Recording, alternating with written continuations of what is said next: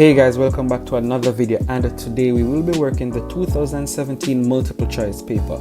And remember, if this video is for you, don't forget to like, comment, share and subscribe, and please ensure that you're learning. So we'll start. Number 1 states -3 square plus -2 square, and as you can realize, both negative numbers are in a bracket, so it's -3 multiplied by -3 to give us +9, and then -2 multiplied by -2 to give us +4, and 9 plus 4 is 13. So therefore answer for number 1 is C. Number 2, what number when added to 1 and 1 upon 3 gives 2? So we're changing the mixed fraction to an improper fraction, so it is 3 ones 3 plus 1 4 to give us 4 upon 3 plus x, the number we're trying to find, gives us 2. So what we're going to do is multiply throughout by 3 to cancel the 3 that is in the fraction of 4 upon 3, so it will become 3 multiplied by the 4 upon 3 plus 3, which is the same 3 we're multiplying throughout by, multiplied by x, is equal to 3 multiplied by 2. So the 3 from this first part will cancel with this 3 and leave us with 4 plus 3x equal 6. And we're now left with 3x is equal to 6 minus 4.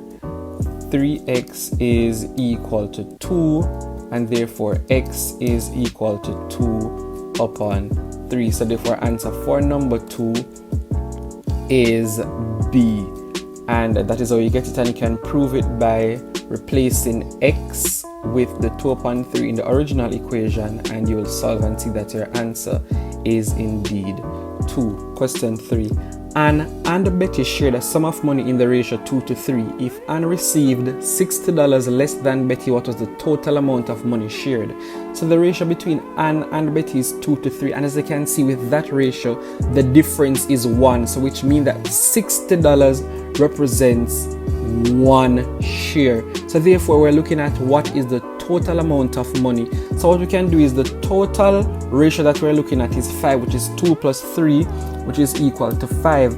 And if $60 represents 1 share, we can find the total amount of money by saying 5 multiplied by $60 to give us $300, and that is how we find the total share of money. So once you know how much 1 share represents, then you can always find either the total amount of money, what was Betty shared compared to Anne's share. So for example, if they had asked you what is Anne's share, you could have simply said 60 multiplied by 2 to give us 120, and what was Betty's share to have been $60 multiplied by 3. And this question has repeated in different ways where they actually asked you what was Betty shared and what was Anne shared. So you just need to, once you know how much is 1 share, then you can find any figure within the question. So we're moving along. Question 4.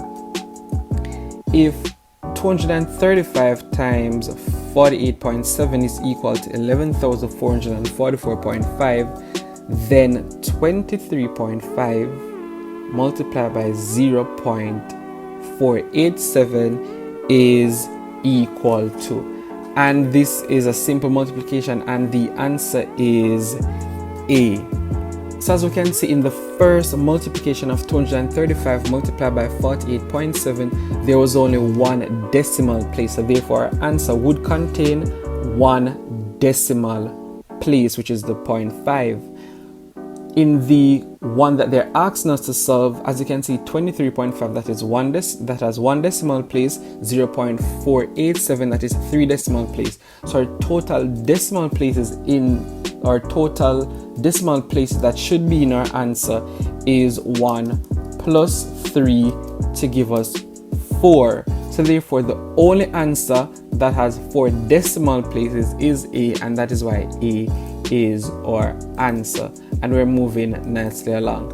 A test was marked out of 80. A boy scored 60% of the marks on the test. How many marks did he score? So therefore a test was marked out of 80, and 80 would represent 1 100%. And this young man scored 60%. So we're looking at what is x, which is what we're trying to find. So we cross multiply and we will get 80 multiplied by 60%, and all of that is divided by 100%, and we can simplify and we're left with 8 multiplied by 6, and therefore x is equal to 48, and our answer for 5 is B. And we are moving nicely along. So question 6, if 30% of a number is 45, what is 4/5 of the number? So we're looking at what is 30%. If 30% of a number is 45, what is 4/5? And 4/5 is the same as 80% of that number. So it is 4 divided by 5 to give us 0.8. You're finding the percentage, so you know you multiply by 100. So we're looking at what is 80% of that number, and that is x. So we can cross multiply to solve for x, and that would be 80% multiplied by 45, and all of that is divided by 30%, and we are left with x is equal to 8 multiplied by 15, and this is us simplifying, guys. So it is the 0 from the 30 cancel with the 0 from the 80, and 3 into itself was 1 time, 3 into 45 was 15 times. So we're now left with 8 multiplied by 15, and this gives us sort of easier calculation since we will not have calculators in our exams, and therefore 8 multiplied by 15 is 120. So our answer for number 6 is B. And we are moving nice along. So continue to practice, guys, and you will do well. What is the value of the digit 2 in the number 48.621? So remember, with going beyond the decimal point, it is the placeholders are 10th, 100th, 1000th. So 2 is in the 100th position, so it is 2 over 100. So our answer for 7 is A. Number 8, the highest common factor of 12, 15, and 60 is, so we've worked this question multiple times on previous papers, so you can look at it where we actually write out the factors of 12, factors of 15, and factors of 60, and you will see that the common factors are 1 and 3, and the highest common factor is obviously 3, as 3 is higher than 1, and it is as simple as that. So factors of 12, 1, 2, 3, 4, 6, 12, and you'll do the same thing for factors of 15 and the factors of 60. So number 9, the next term in the sequence is, so we've worked this question already also. So it is, first you look at what is the sequence, how are they increasing the numbers that are already there. A simple way of doing that is just by finding the difference between each number. So for example, 6 minus 1 is equal to 5. Then 13 minus 6 is equal to 7. 22 minus 13 is equal to 9. So as you can see, the answers are increasing by 2. So after 5 you had 7, after 7 you had 9. That means you can assume that the next number will be a difference of 11. So it is 33 minus 22, and that will give us 11, which means that we can find the next term in the sequence where the difference between both numbers will be 13. So therefore we can simply do 33 plus 13, and that will leave us with 46. And should we find the difference between 46 and 33, we will see that the answer is 13, and that is how we can know that our answer is correct. And our answer for number 9 is C, which is 46. Number 10, by the distributive law, 49 times 17 plus 49 times 3 is equal to, we've looked at distributive law on multiple occasions, so this should be easy, and we know that our answer is D, which is 49 times 20. And we get the 20 by adding the 17 and the 3. So distributive law states that multiplying a number by a group of numbers added together is the same as doing each multiplication separately. So 49 is the number that is multiplying by each number, and the number that is multiplying by 17 and the 3, we're at 17 and 3 to get the 20, and we are moving nicely along. Number 11, if P is equal to 2, 3, 5, 7, Q is equal to 2, 3, 6, and S is equal to 2, 4, 5, then P intersect Q intersect S is, so we're looking at what is the number that is similar across all 3 groups. The only number that repeats, it will be the one that intersects. So let me just give you a visual representation real quick. So what we're looking for is the number that is right at this point, right at that point. So it is where P intersects Q intersects S, which is the only number that repeats, and therefore answer 411 is A. Number 12, in the Venn diagram, the shaded area represents, we've worked this multiple times so you can check previous papers, the 2013, 2015, 2011 for the explanation, but it is simply saying not P. So we're looking for everything except P, and A perfectly describes that. 13, in a class of 32 students, 17 study music and 20 study art. What is the least number of students who study both music and art? So again, we're looking at what is the intersection. So we're looking at 17 that studies music plus 20 that studies art, and that will leave us with 37. And we know that the total amount of students in the class is 32, so therefore it means that there is some overlapping taking place. So we can simply do 37 minus 32, and that will leave us with 5. And therefore we get what is the least number of students who study both music and art. So therefore 13 is B.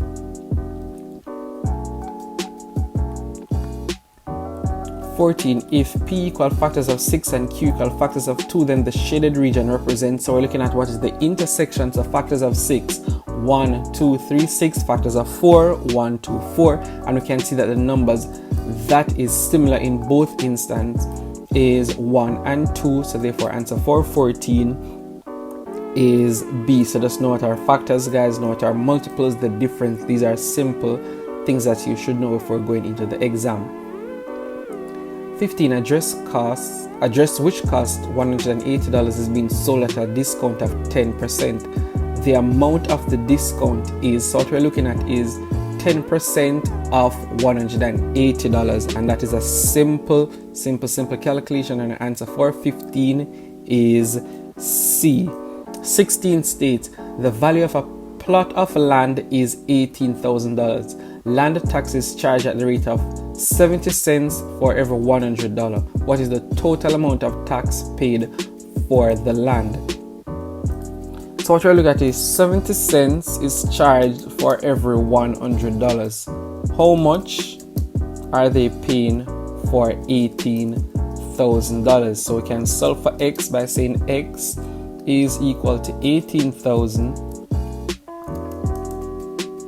multiplied by the 70 cents, and all of that is divided by 100, and we are left with X is equal to, after simplifying, 180 multiplied by 70 cents, and you do your calculation and you will see that X is equal to 126. So therefore answer 416 is B.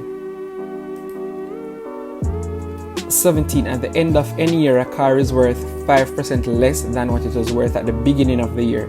If a car is worth $9,500 in December, then its value in January was, and this question has come in many different forms. Usually they give you what the car is worth at the beginning of January, so a car is worth 5% less at the end of the year. So therefore the 9,500 that they give is 95% of the car value. and we're looking at what is the value at the end of the year. So x is equal to 100%. So we're looking at what was the starting percentage or the starting price rather of this car. So we can cross multiply by saying it is 100 multiplied by 9,500, and all of that is divided by 95%. And if we simplify, we're left with 100 multiplied by 100, as 95 into itself was 1 time, 95 into 9,500 goes 100 times. So therefore x is equal to 10,000. And if you remember, based on revision from previous papers, you would have known that your answer really is 10,000. So our answer for 17 is B. 18. A man bought a mobile phone for $800 and sold it for $1,000. What was his profit as a percentage of the cost? We're looking for what is profit. So a man bought a mobile phone for $800. So he bought it for $800. That represents 100% of what the phone value was, and he sold it for $1,000. So therefore, he sold it for more than what he bought it for. So therefore, there's an increase in percentage, and that is what we're trying to look for, or that's what we're trying to find rather. So therefore, x is equal to 1,000 multiplied by the 100%. So we're cross multiplying to solve for x, and all of that is divided by 800. So therefore, x is equal to 1,000 divided by 8. So we cancel the zeros from the 800 with the zeros from the 100, and we're left with 1,000 over 8. And this leaves us with a simpler calculation.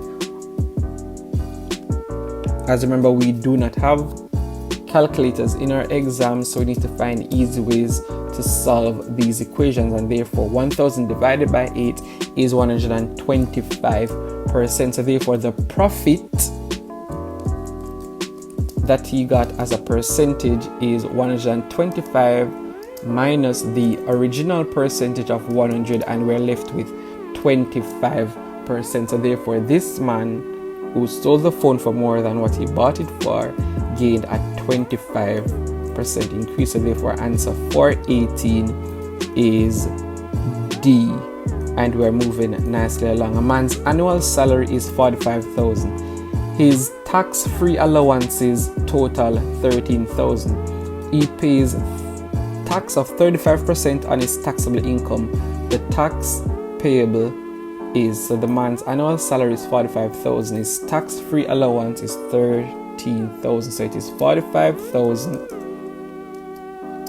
minus $13,000, which represents the money he does not pay tax on. So it is $45,000 minus $13,000, and we are left with $32,000. Is this $32,000 that he's paying tax on, and it is now 35% of this $32,000. So it is 35% of this $32,000, and we are now left with $11,200, and that is the amount that he is paying in tax. Our answer for 19 is B. And we are moving nice along. So 20. The simple interest on a loan of $6,000 for 3 years was $900. What was the rate of interest per annum? So if you remember, our formula is simple interest is equal to principal times rate times time, and all of that is divided by 100. And our simple interest was $900, and our principal was 6,000 multiplied by our rate, which is what we're trying to find, multiplied by our time of 3 years, and all of that is divided by 100. So we're now making I the subject of the formula. So it is 900 multiplied by 100, and all of that is divided by 6,000 multiplied by 3, and that is equal to R. So it is 90,000 divided by 18,000 equal to R, and we can cancel or simplify, and we're left with 90 divided by 18 equal R,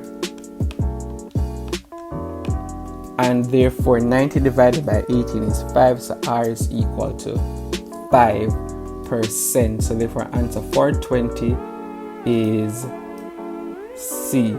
So thank you for joining us for part 1 of this journey on the 2017 paper, and don't forget to like, comment, share and subscribe.